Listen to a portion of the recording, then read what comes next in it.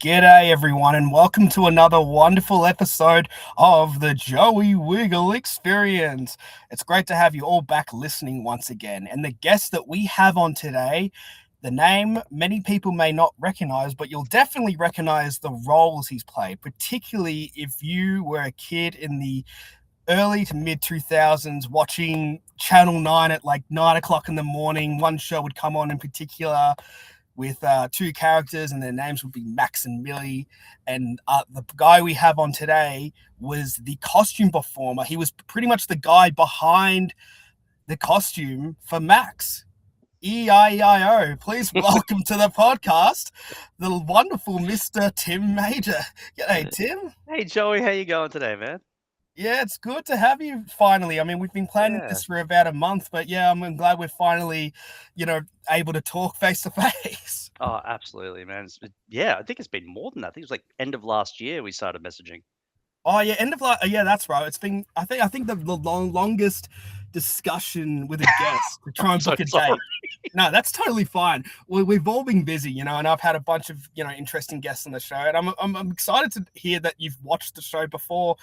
And there was one episode that you mentioned that was your favorite by far. Oh, Peter Coombs. I mean, come on. The thing that blew my mind was like I was thinking, oh, what's his special sauce? Like, what got him going? And that, and you were asking him constantly, like, how did you come up with this idea? I was like, I don't know. Oh no, that was my favorite part. Honestly, Tim, that was my favorite part when he was like, "How did you come up with one of the most iconic children's songs in history?" Yeah. Oh, I don't remember. That was in the kitchen. Yeah. Toffee apple. What about toffee apple? I saw some kid with a toffee apple, I think. Like, it was like, this is my being. This is like, it's a part of my soul, these songs. It was so funny. But that's how a lot of us work, isn't it? Yeah. Especially when you're writing hundreds of songs, I can understand not remembering every single one. Well, because he doesn't know which ones are gonna hit and gonna miss. He's just throwing at the wall, do you know what I mean? So he's just going, how many albums he wrote? So many songs. And so like one that would have just as much importance as the other one, and you wouldn't know. Like you're like, oh wait, how did I write that song? I wrote that at the same time of these 10 others that all had the same amount of energy put into it. And you wouldn't know which one's gonna hit. You're like, wait, that one hit? Yeah, absolutely. Yeah, I mean, and that's part of the reason why I started doing the podcast too. I mean, really just to help bring Australian entertainers the respect that they so well deserve for what they did for generations in this country. And I feel like, because I've seen American podcasts do this with the children's entertainment that they have there. So I figured, I might as well do the same, but for Australian talent. But I'm also going to include the UK. I mean, let's be real. I mean, the UK have played a huge role regardless. I mean, they have. It's funny. They have because we get a lot of the good stuff. And my wife, she's British, and sometimes she goes like, "Oh, she'll show me a show that she grew up with, like Finger Mouse. Have you ever seen that? Finger Mouse. Oh yeah, like there was a show. It was just a person's finger, and they put like a little mouse puppet on. I was like, "Hello, I'm Finger Mouse. Now I'm going over here," and it was the dumbest thing I've ever like. They made a lot of children's TV shows. Yeah, they did. Lot.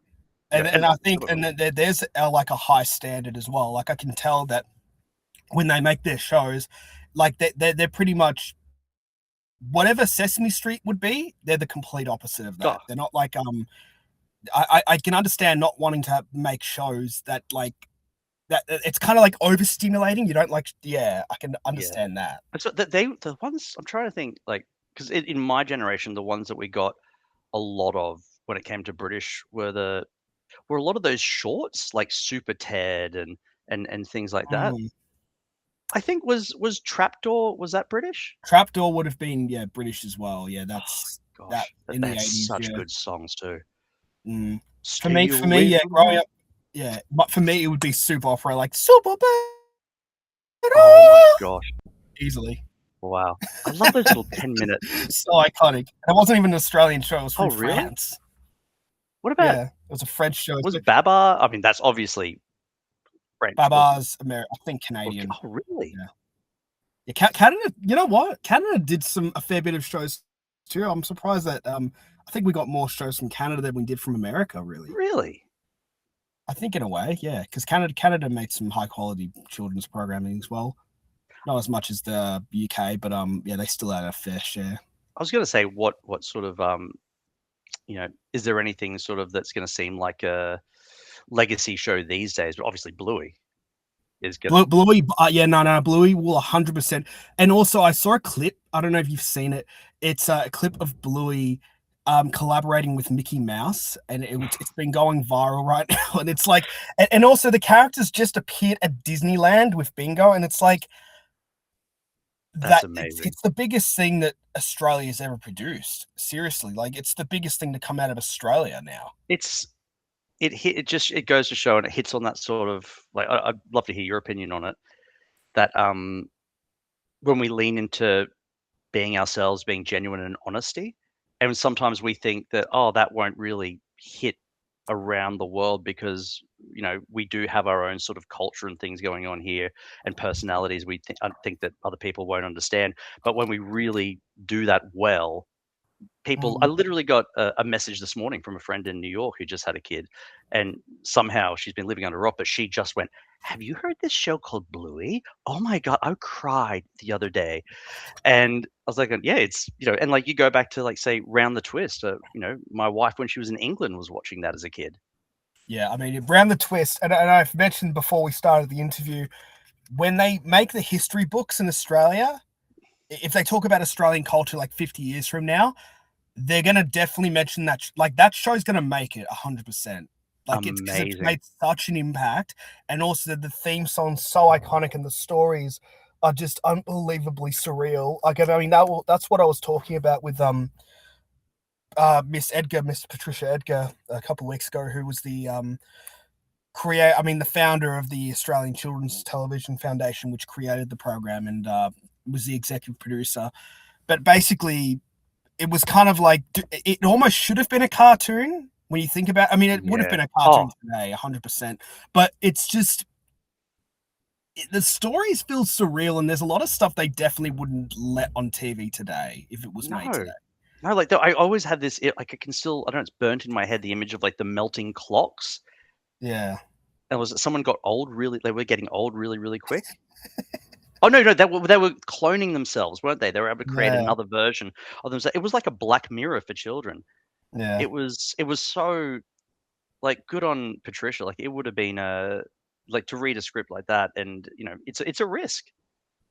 It is definitely. I mean, I think there was more. I mean, Australia was. I think it was less censored in a way. I don't know. Maybe that's not the right way to put it, but it was less. It's not like today when we're like very like social media wasn't really a thing then. So I guess it was pretty easy to like, protect people from certain images that they wouldn't be able to see. But yeah, now with technology evolving, it's like, yeah, we kind of like don't want to make sure we want to make sure they're not like too exposed to it. But there was that kind of freedom back then, and I really love it that they there was stuff that they definitely wouldn't allow today, like Whirling Dervish would be one of them, where Bronson, the littlest, the youngest of the twists, swallows a fish, and it just like it twirls around his what's it called, a whirling willy. Right. Oh my God! It would not go on air today. That wouldn't play out. No, it would not work. It was my favorite episode, and it wouldn't using work the term today. whirling dervish as well, like it wouldn't. It wouldn't fly 100%. It wouldn't fly today. We definitely like but that's what makes us Australia, like that's what makes Australian TV so awesome. And like you mentioned, like Bluey, the fact that Bluey's becoming the biggest thing in the world. I mean, it's even got a movie coming out next year, which will undoubtedly bring in audiences of all ages. I can already predict it won't be one of those films that like only kids will be attending with parents being forced to attend because it's like, it's a kids movie. It'll be like they'll have to do movie sessions for adults because it's like it's that good. They'll have to. It'll be like It'll be like Kung Fu Panda for me all over again. I'll be walking there by myself with popcorn, and people are like, "Where's that guy's kids?" I'm like, "Oh God, I gotta go sit somewhere else."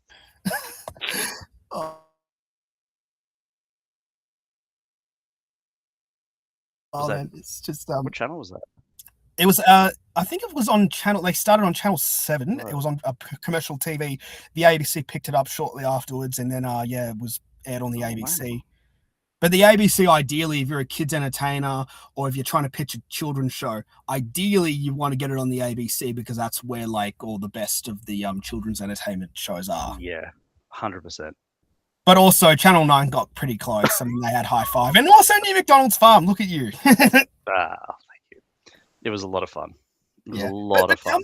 Tell me all about that. Because obviously, I mean, yeah, that's part of the reason why I got you on the show today is because of the fact that you've worked on the program New McDonald's Farm as the performer, not the voice, but the costume performer of Max. That's right. We got an image there right now. There he is. Yeah. And my producer Darby, who's on behind the scenes and isn't joining us, but he's a big fan of the show, and we brag about it all the time. But I think having you here is pretty much a dream come true in a way because it's really like it's having someone who worked behind the scenes. Really, that's such a compliment. You know, yeah, but working on the show because it was also aired on Playhouse Disney. And also, yeah, Darby was a Playhouse Disney person growing up. He didn't watch the ABC as much as I did, so it showed in a few different content. I know it showed in India as well. Well, it would have been because if the mouths aren't, that's the thing. I theorize that if the mouths aren't moving, you can easily dub over them, which makes them watchable all over the world, like Bananas in Pajamas. Yeah, they did move, but very like a puppet move. So, you know, you do just enough movements to make, say, like you might only do one movement for 2 words or something like that. So it allows for you to add different languages and stuff like that. But when you were doing the costume, I mean, firstly, how did you hear about it, and how were you cast actually? Well, so I was so young. I think I was 21. I was the youngest person, aside from the little kid dancers, which that was hilarious. I'll tell you about them later. But I was 21. I was the youngest person on set by far. I'd just come off a show called the Sleepover Club. I don't know if you ever heard of that. Oh, I think that's the I think that rings a bell. It was like they'd made the Saddle Club, and then there was like a co-pro with BBC and I think Channel 9 or something as well. Was it Channel 9? Oh yeah. Yeah, and it was come on and sleep, Hoover. And I played a character called back when I was young, thin, and handsome, a character called Tom Collins, and it was like, "Hi, I'm Tom Collins. I'm from England," and I had the worst British accent ever. And I was sort of like played guitar on the show, and I was like one of the main characters' older brother that came in and out every now and again. And not very long after that, I'd gotten it would have been only like I hadn't had that many auditions. It was like a big cattle call for New McDonald's Farm. So it was up at Channel 9. I remember that. And I remember having to get a lift with one of my mates. And we went up there, and it was oh gosh, it's all coming back to me. I haven't thought about this in years. So it was hundreds of people. I remember it was hundreds and hundreds of people there. And you walked in, and I remember walking into a room, and there was a few people at a table, and they gave you a script. It was 2 or 3 pages long, and they went, "Okay, you've got 10 minutes to remember this." I went, "Okay," and just seared it into my memory. And then they went, "Okay, cool. Let's you have a little play around." So we had a little play around with the script and sort of and did it, and sort of act wacky. And then it was just slapstick stuff. So it was like they put a bucket in the room. I go, "Okay, walk from that side of the room to that side, step into that bucket, say this line." You go, "Oh," and stuff like that. And then they'd try they had, I think it was a giant bunny outfit, because they didn't have the character's outfit made yet. So they got a giant bunny outfit on just to see, to see how we would feel, I think to knock out a lot of people that were claustrophobic, because you're wearing this thing that's this close to your face all day long and very hot. And so it was to knock out that, and then to see how you could move and act in that. And very luckily, I was 21, but I'd spent my late teenage years doing dance, so I was quite and comedy acting. I loved comedy acting and slapstick and stuff like that, and growing up with Monty Python and all that sort of stuff. And so I loved that sort of humor. And so I just got to play in that audition. They were so lovely about it. And then I remember, gosh, I can't remember how long it was after that, but they went with another guy, and I think they were from like a big he was a bit older than me, and he was like a professional physical theater performer. Maybe it was like Zen Zo or something like that. Um, and then something had happened. He turned it down, I think, to my from what I remember, and I was the second person they called. And then I went, absolutely. And then I was just thrown into it, and it was incredible, absolutely incredible. Everyone was so lovely. Um, I don't even know where you want me to start with that. Obviously, the first person we met was Ian Munro, who was the director, and he also directed High Five, Johnson and Friends, Bananas in Pajamas, just so much stuff. Um, he was one of the nicest human beings I'd have ever met in my entire life. He was just he was a producer and a director, and he just always had a smile. He always cared about us and our well-being. Um, Always patient and just wanted to have fun. He just wanted to play, and I think he just genuinely loved it. He came from sort of a documentary, commercial background. He'd done film, TV, all sorts of things, and then found himself in the children's sort of television thing, and then loved it. Yeah, I mean, just to give you an idea of I just had this in my head yesterday as well. I was thinking, like, what was happening around that time? Like, what year was it? And I remember that Ian, walking in with a USB around his neck, and because it was like 2003, 2000 or something like that. And I went, oh, what's that around your neck? And he went, it's every script in the entire season. I went, what? What? And I went, what are you talking about? And he went, it's called a USB. And we were all just huddled around him going, what are you talking about? A US what? It was like, yeah, it can hold up to 2 MB. No way. Yeah, we were blown away. That's how long ago we're talking. Sorry, I'm waffling. I don't know if I'm getting off track here. No, you're yeah. Talking about the first time hearing about a USB. That's That was crazy. But then we had like a lot of it was a lot of costume tryouts. Like I remember once it was myself and Nikki. And at any point as well, man, if you want me to go back and talk about something else, I might go do all over the shop.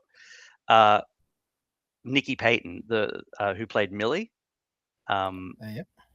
she had an acting background and a dance background. She was a few years older than me, and yeah, I did the whole time with her, and she was again the most wonderful, loveliest, kindest, patient, hardworking human being you'd ever met. Everyone on that whole set was just so lovely and kind. There was no bad attitudes whatsoever. Everyone had a laugh, just wanted to have fun. It was, yeah, really, really nice people. It would have been and you know what? From the sounds of things, it looked like it was very exciting. I mean, you look at the costumes and Oh, like on the screen right there, and it just seems like it's not really obnoxious or anything like that. It seems very enjoyable. it was. It really was. It was cool, like, because it was in the big studio at Channel 9 in Brisbane, and they had for the whole season, they would have it set up because it was an enormous set. They had everything. So you had the entire house set up, the whole barn set up over there. Um, it was, yeah, it was huge. It was an enormous set, and all the characters were set. Like Henry was always sort of hanging out in the Henry the horse, hanging out in the barn. So it was like coming to the farm every day. You come into work and everything was there, set up, ready to go, and yeah, it was a home. It felt like a home, and it was so bright and lovely. It didn't feel like you were in this closed off studio or anything like that. Um, yeah, nice big open space, and the puppet, everything was just, I think, made with love as well. Like I know that James, who made the heads, who did all the animatronics and stuff like that, I think he lives in Japan now. He cared deeply. He really, really cared about how all the server, everything. He was there tinkering with it every day to make it better, every season to make it lighter. Um, and yeah, we loved it. I mean, inside the suits is a different story. Like it had two, like it luckily it had two little fans inside the suits, like it went "Meow," like that. Okay, at least that's humane enough. It's humane enough. Yeah, Disney doesn't do that for humane enough. So we had Disney doesn't do that for them. So yeah, at least oh, they're like, really? I don't know. I think that's what I've heard. I think there's talks that they don't put fans inside the. Oh If my that's the god. case, that's crazy. It But was that's insane because like we had would you like to hear what it felt like underneath? you go right ahead. I've been a costume performer myself. I did a, Transformer. I did a gig as a Transformer character, and yeah. I mean, I tell you what, I'd rather wear something like I wore a Cookie Monster costume at another time.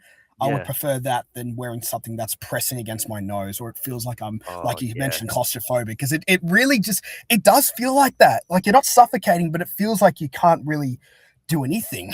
No, absolutely. Yeah. You're just I remember the first time like being in that suit, you kind of go, you probably experienced this yourself. You panic a little bit, but then you zen out in there. You go, everything's fine. If I put my hand up, someone will get me out of it because you can't Yeah. put it on yourself. You need quite a few people to put it on you.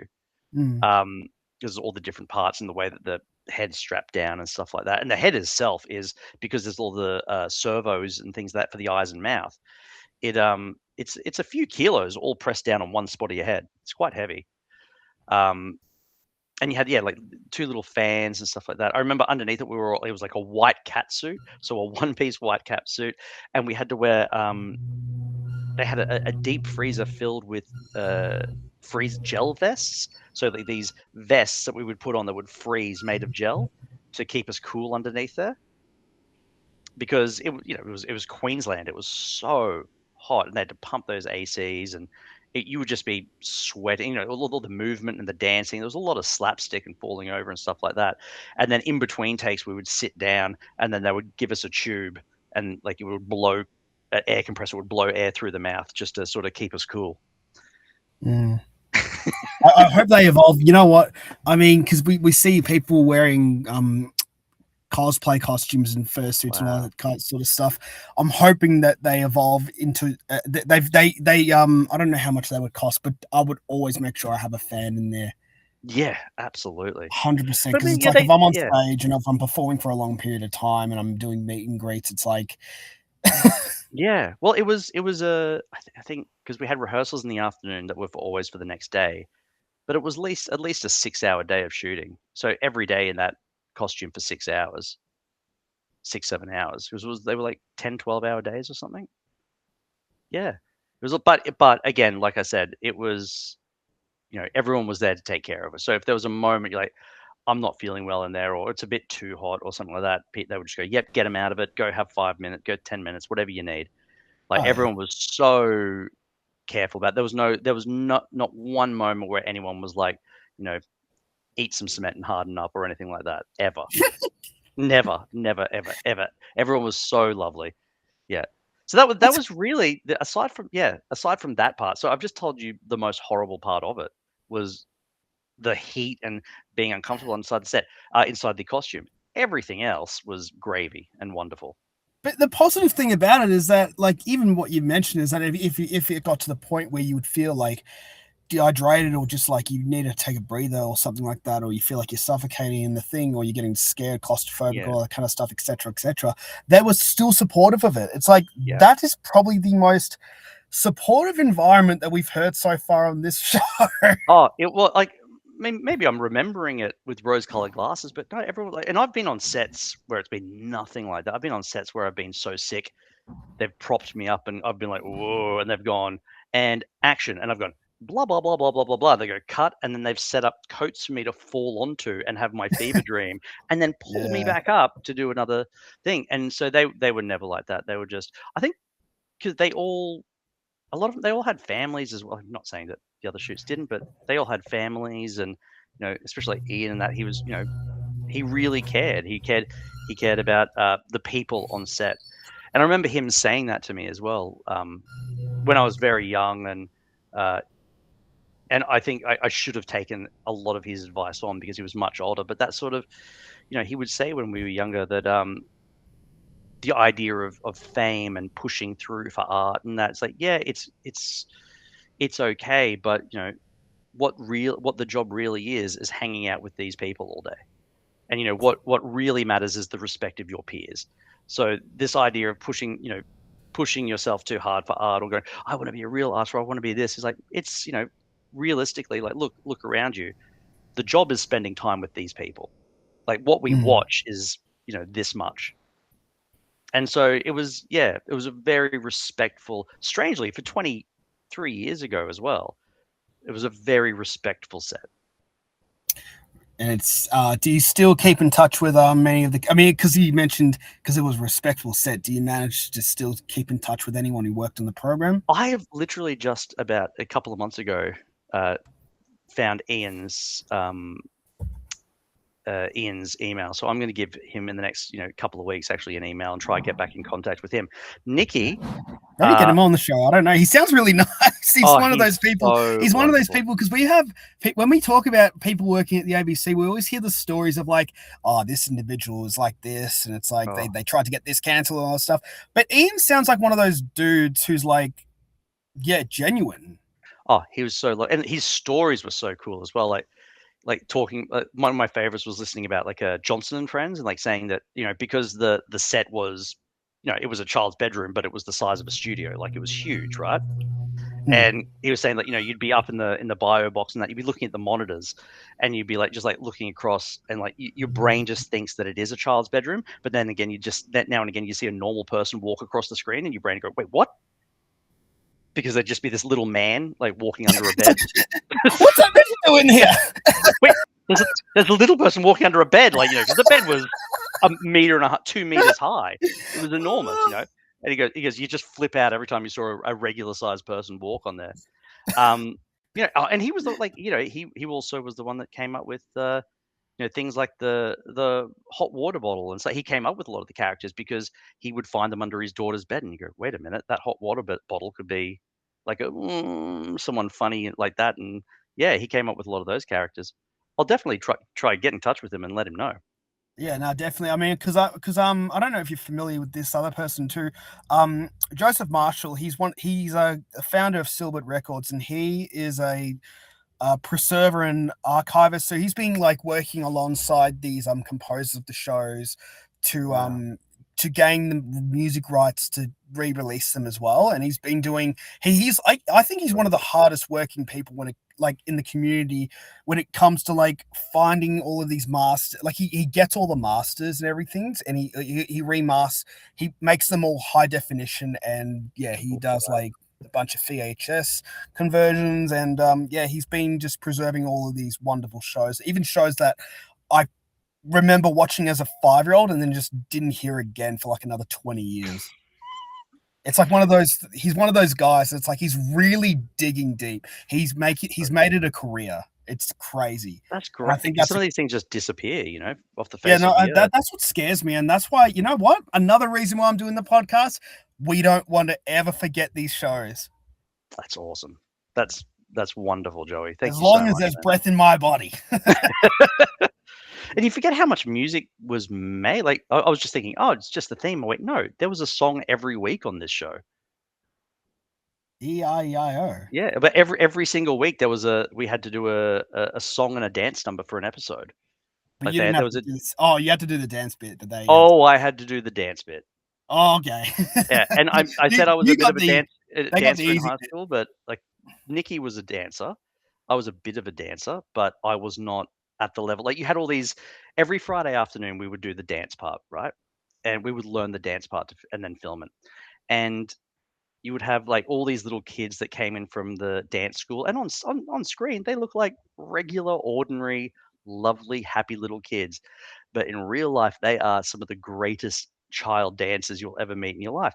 And so we're there trying to do it, and I was maybe that's another reason they picked me, is I was Max. I am clumsy, I am goofy, I fall over myself into buckets all the time, and yeah, and they would like the teacher would come out and go, "Okay, and here we go. 5, 6, 7, 8. Kick, turn, ball, step, pas de deux, turn round, down, up." And I'm there just like falling over myself trying to learn this, and all these kids going, "Ah, ah, ah, ah, ah, ah, ah, ah." And and Nikki was there. So it was insane. But yeah, it was every week we had to learn a different dance and a different song. Like it was like Max is tracked and to bring him back. that sort of stuff. It was a lot of fun. Well, in that case, it's an honor to meet you, Max. We're looking at Max ourselves. Yeah. I mean, yeah, it's interesting that you mention it like that. Wow, I just had a flashback. The amount of buckets I had to fall in that show. Like, I think at least 7, 8 times a week I had to step in. Gosh, it must be more than that, maybe 30. And because you couldn't see it, so you would have to, like, because that was his whole thing. He kept going, "Oh, stupid bucket," and he kept stepping in buckets. And I remember because you couldn't see from the mouth down, so you would have to time the steps and just sort of picture in your head where the bucket was before when you stepped in it, even if you're walking all the way from the other side of set. Mm. Yeah, it took a bit of time. Took a bit of time, but I'm glad you got there. Yeah, but as I was saying before, Nikki, who plays Millie, I'm still friends with her on social media. And the other day, she was doing a job. She's got a production company. I can't remember the name of it, but I hadn't seen her in 20 years, and she was working at this was a few years back at the Down Under experience on the Gold Coast as one of the actors in that. And I went and saw it, and sent her a message. Hadn't seen her in 20 years, and said, "Hey, my wife and I are coming to see this. Any chance you're around?" And she ran out. She was in a cowgirl outfit, and she went, "Tim!" And she had not changed in 20 years. She was still the loveliest person ever, and she just grabbed us and took us all around backstage and stuff like that. So she's the same. Gavin and Ben, I haven't seen. Gavin and Ben were two of the puppeteers, the main puppeteers, head puppeteers that we worked with. They went on to do incredible things. Ben I kept in contact for quite a few years, and he's over with a family. He lives in LA at the moment. He's one of the head puppeteers, and now he's an editor. He edits heaps of those documentaries on Netflix. He directs a lot of them as well. Oh, that's crazy, man. Mm. Man, talk about small beginnings. Oh man, yeah, they were just good at what they did, hard workers and kind. You know what I mean? Yeah. That's why it's a weird thing. It taught me from a very early age, thank God, that it goes a long way being kind. Oh, 100%. Yeah, definitely. I mean, you feel good about this. You feel good too, and you make others feel good. That's what we need more of. Enough of the negativity, you know. Oh, there's enough in the world already. Yeah, absolutely. Yeah. Oh, did I actually brought the one thing that I was given from one of the puppeteers. What was his name? Was it Chris Lane? He was one of the puppeteers and one of the builders and stuff like that. And made a lot of the puppets and whatnot. And he made, just as we left, he made me a little Millie. Oh, what is that? It's Millie. He made it. He actually he. Sorry if that's a little X-rated. Sorry. It's classy. It's classy, but what is that? It's Millie. So he actually made it from. He actually cast it from metal and yeah. He made it. It's incredible. It's the one of the few objects that have made it with me all my life these years. Oh, okay. Now, sorry, now we know Max really loves Millie. and the Nikki who played Millie, she got one of Max as well. Oh, I can't even imagine that one. Yeah, it's practically the same, but with a hat. and with an eggplant. With an egg.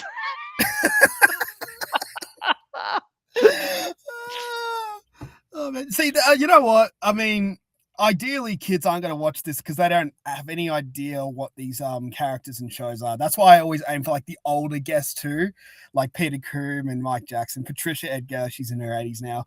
So I think it's ideally trying to give a bit of perspective to how children's television has evolved.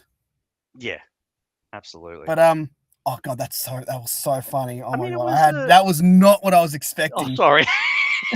It's like that. I got a present, and then you just show. It's like, and it took me a moment to realize what is that.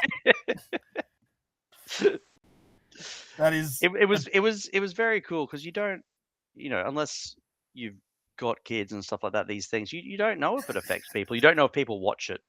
You don't know, and I was very, very lucky that at that time I had a nephew who was 3 turning 4-ish, and so he was the perfect age, and he loved the show. He absolutely adored it, and I was really lucky and blessed that I was able to. I remember one time, bring him onto set, and he got to hop in Max's tractor, and we all pushed him around for a bit, and that's something that will stay with me forever. That, like, going, oh wow, he was just so amazed that he got to walk onto that set, and seeing that, I went, oh wow, that it really does affect people, and you don't realize that when you're in that costume.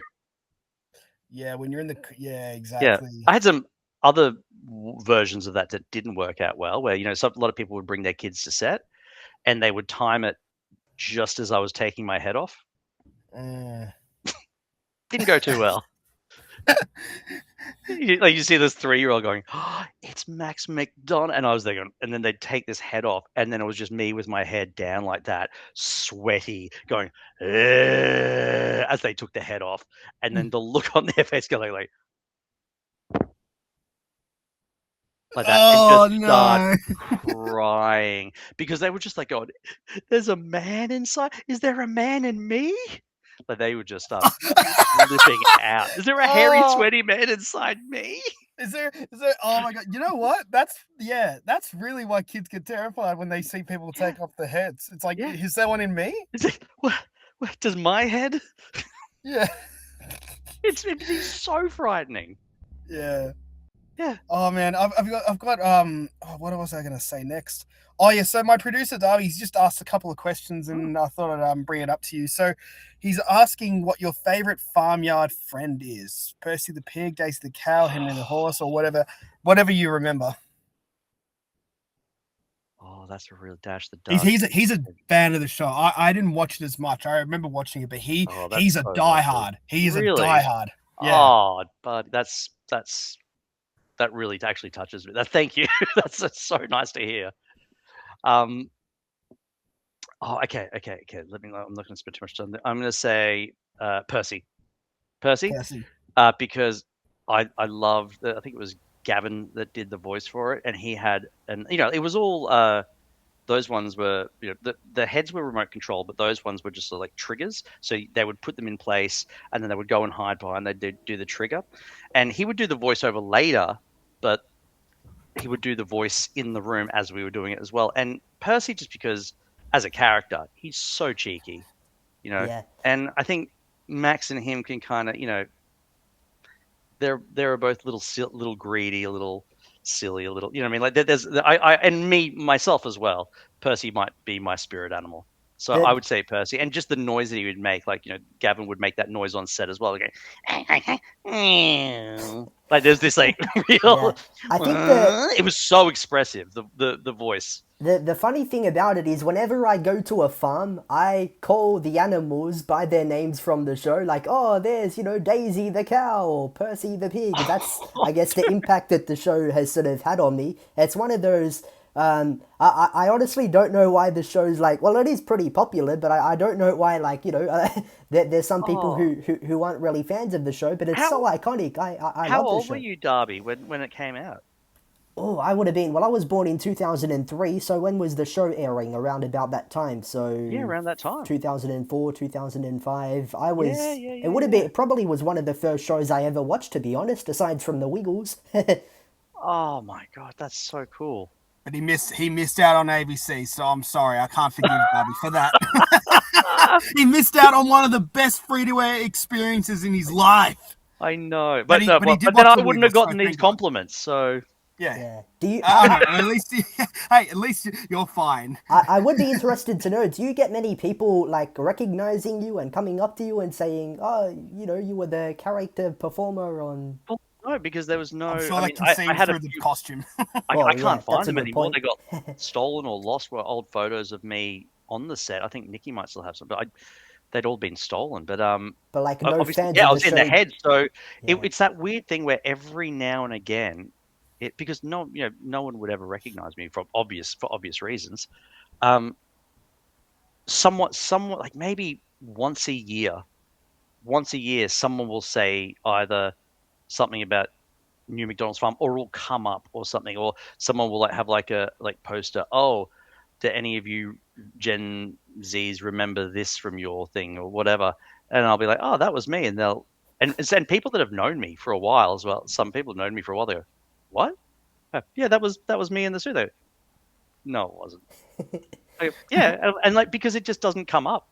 It never, it so rarely comes up anymore. It's You know what you needed to do? Just have the head off, hold it in one hand, and then give a thumbs up in the other hand. Be like an astronaut. Okay, that's proof, guys. Yeah, but then again, that would, I guess, ruin the illusion of the whole show. But but Darby, the whole point is trying to prove his mates that it was actually him. Well, they know, they can see the credits. They can see that's fine. But it's such an underrated show. I absolutely loved Max and Millie growing up, and getting to hear you speak all of these behind the scenes stories. It's really cool. Oh, Darby, thanks, man. If you have any questions at all, anything at all, I'm happy to. Well, Darby doesn't come in as often unless it's something that's really interesting, like if it's involving the Wiggles, or like you mentioned, New McDonald's Farm. He is a diehard. He's mostly behind the scenes, but he is a diehard of New McDonald's Farm. That's why I encouraged him to join the chat with us today, because cool. I knew he would love to talk about the show. Thanks, Darby. That's honestly really touching. It very rarely happens, so it's really cool. I very rarely. Don't ever get to speak about it for years and years and years. So thank you so much. I think as well as people, everyone really cared, even if it was a stupid joke, if it was a slapstick joke or something like that. We would rehearse, and even I think regular TV stuff that I've been on, you just turn up to set and they go, okay, let's have a camera rehearsal and go for it. But this show, we would rehearse in the afternoon. And we would go stand on set and go, okay, how might we play this? How might we trip over this? How might we, and as dumb or silly as the joke was, we all really cared about it. Do you know what I mean? We gave out everything to it, even if it was a joke you'd seen a million times. I think that was one of the things that Ian said, which was, he said, don't feel like going for the obvious choice is a bad one. Just do it well. He's like, because you got to realize that these jokes to people of this age are all brand new. He's like, you might have seen this trope before. You've seen this joke done a million times, but to someone who's 3 or 4 years old, they've never seen the joke done before. So if you go, oh, this is the perfect version of this joke, but we've seen it a million times, it doesn't matter, because they've do it really well. Yeah, absolutely, 100%. So the show ran for 3 seasons, for 3 years, over 130 episodes, and beloved by people, particularly who grew up in the in the 2000s. I doubt anyone who watching TV today will know who the characters are, but how did it all? It feels like a bummer having to bring this one up. How did it all come to an end? Well, Joey, I don't know if you know this, but I wasn't in the 3rd season. Oh, really? And neither was Nikki. Oh. And it is one of the great regrets of my life. You might have to find the other guys that did it. What had happened was it was the end of the 2nd season. We'd finished that, had a big wrap party. It was all lovely. And I was living in Melbourne at the time, and Ian was living in Sydney. And he decided to fly down to Melbourne to see me and say, would you do the 3rd season? And he was like, saying that, we've all got, if you're on board, the rest of the team, everyone's, we'll do it, and yada, yada, yada. And at the time, I think I might have been 22, 23 or something like that. And so stupidly at the time, I was like, well, I feel like I've done it. I feel like this is done. I feel like it's time for me to go on an artistic journey and experience these other things that I'm doing at the moment. I was doing some fringe theater and stuff like that at the time. I really want to explore this. And he's there going, well, pay you more money. We'll make the headline. What do you want? I went, and I just had this real wanky artist thing about me. So I went, I think it's time to try something else and move on. Money, it doesn't mean anything to me. And I look back on it now and I go, oh yeah, that pie, I remember. Gosh, all the food looks so good. yeah, I look back on it now and I go, it's just one of the biggest regrets of my life. Like just to finish that off, because I don't. Nikki didn't do the third season either. It was two Do you have completely. the same mindset? I think, and I don't think I was necessarily a domino, but we all were a really tight knit team, and I think it was a thing of if we weren't going to work together, if it wasn't going to be all of us, maybe it might not be any of us. Like if Nikki had said no, I don't know if I would have said yes, even if I was leaning that way, because we were all such a tight team for so long. And yeah, I mean the third season still turned out like I went, oh, I'll have a look at it, and it was still great. In better in some ways. Like it was really good. The performance, it's such an amazing job. But yeah, it was a bit sad. So it sort of, I don't know, yeah. It just sort of got to that point. I mean, each time, like to be honest, I think it's like any job in film and TV. At the end of the first season, we thought that was it. At the end of the second season, we thought that was it. You have a big party. You go, well, that was great. Everyone hugs. You were in the trenches together. You go, wow, because you don't think, especially in Australia, you don't think that you're going to get picked up for another season. And it's just a great, wonderful thing when it does.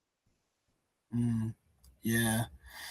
I mean, I can understand why you had made the decision to, because I think everyone has to unfortunately experience at one point in their life where they feel like they have everything under the control, although sometimes it's like, oh, I could have done that first and then gone back to the other thing. Yeah. Because it's one of those things. Because it's not. It wasn't like you had to be there for a long period of time. It was just to produce a certain amount of episodes too. Well, it was hard because what had happened was the second season that I was living in. So I'd moved from the first season I was living in Brisbane. The second season I was living in Melbourne, and so I think it was about a 4 or 5 month shoot. And so it was that whole thing of like going, and it was 10, 12 hours a day, 5 days a week. So you had to.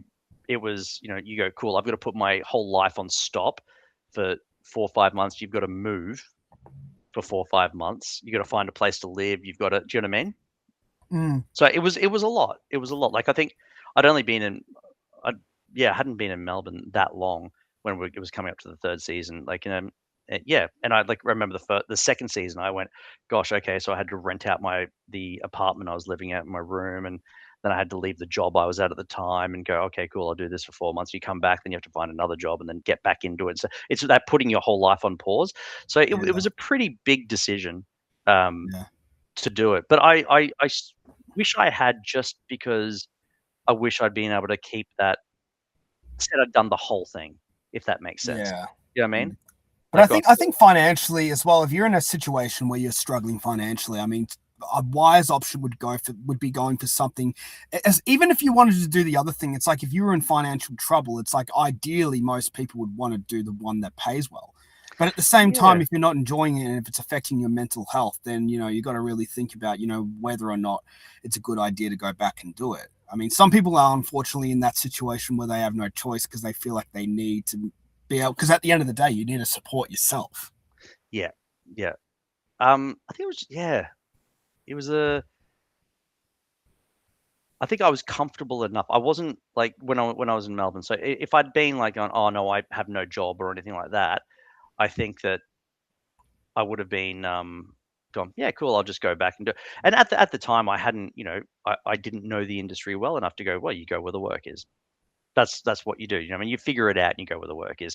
And at the time, I'd been like, I was living in a new city, new state, and stuff like that. I just had everything set up, and you just got everything set up. You go, okay, cool. I've got everything where I need it.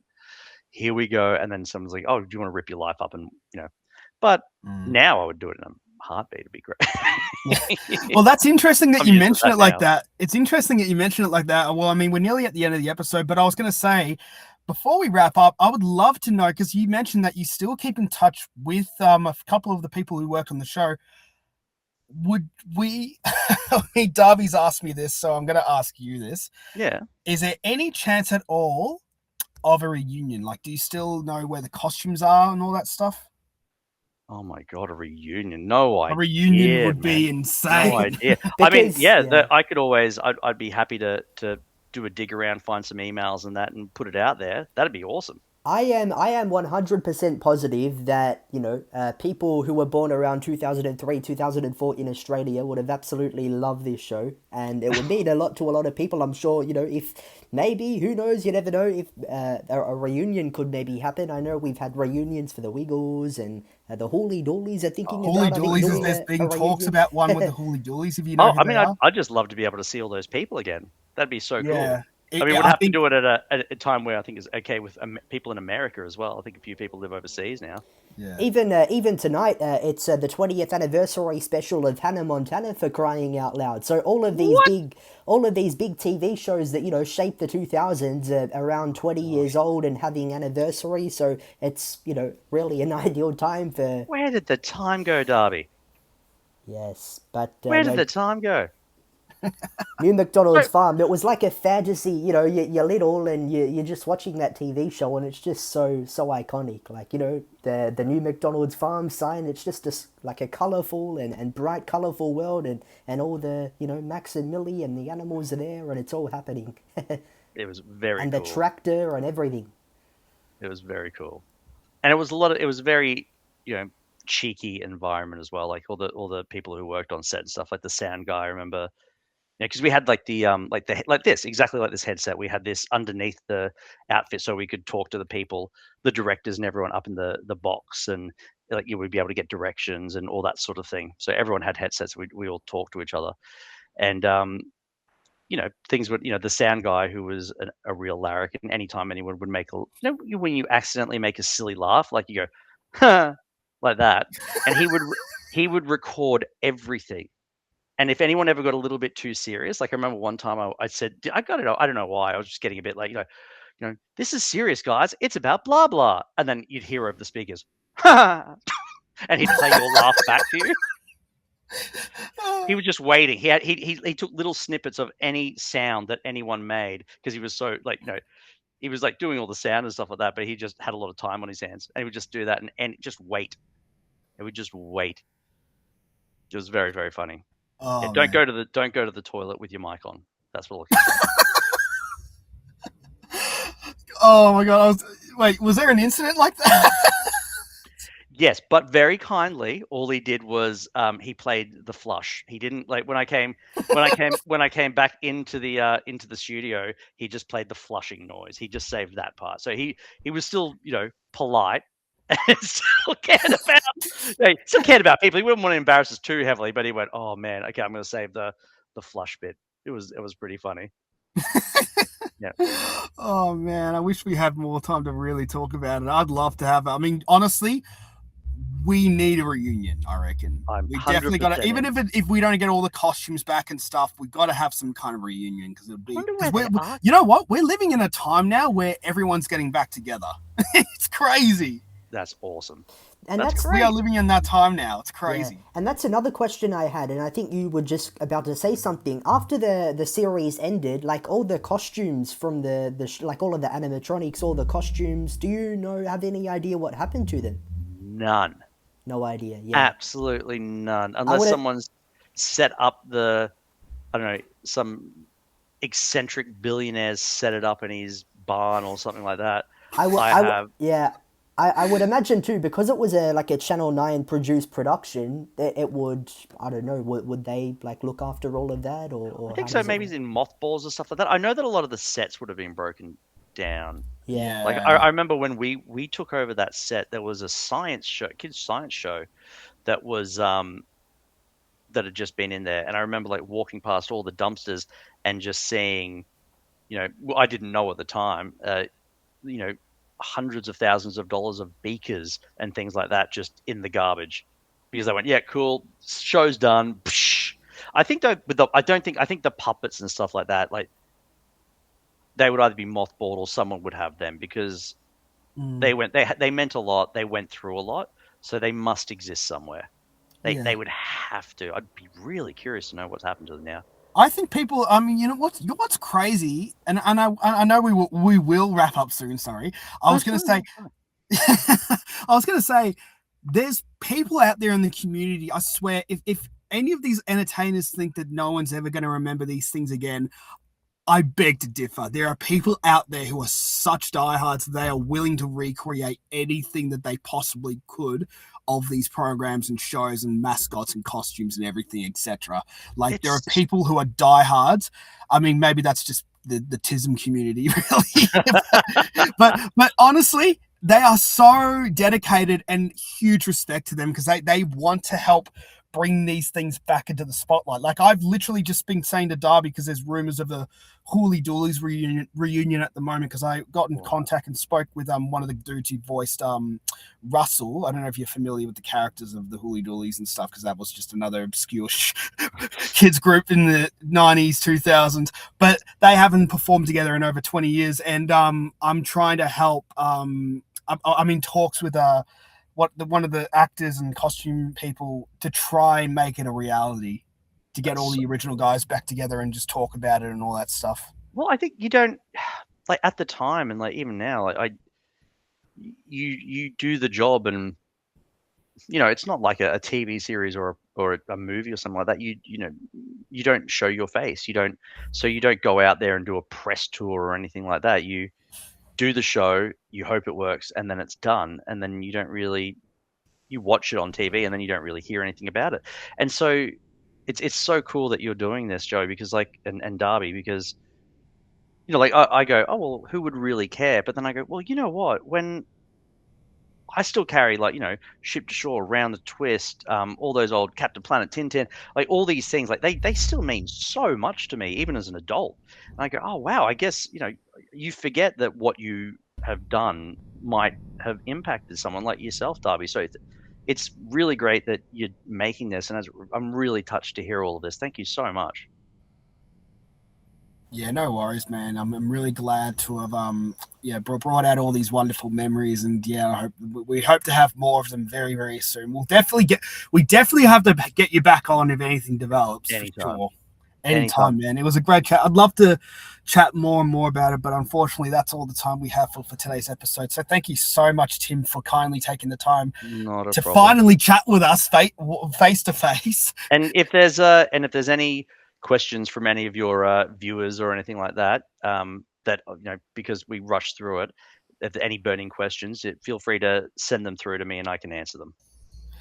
Yeah, we'll definitely make sure. And thank you so much for taking the time, Tim. And thank you for watching the episode today. Be sure to subscribe, hit the notification bell to stay up to date with new episodes. And also don't forget to follow us on Spotify, Apple Podcasts, iHeartRadio, Amazon Music, etc., etc. And before we wrap up, would you like to sign off our show any way you'd like, Tim? Oh, E-I-E-I-O. There's lots to do. That's fun. Let's go. Come on, Darby, help me out, man. New MacDonald's farm, where Max and Millie had a farm. Whatever the lyrics are. Daisy the cow. Get on you. Thank you so much. Got the ball there. Thank you so much, guys, for having me. Yeah, no worries, Tim. Thank you so much for chatting with us.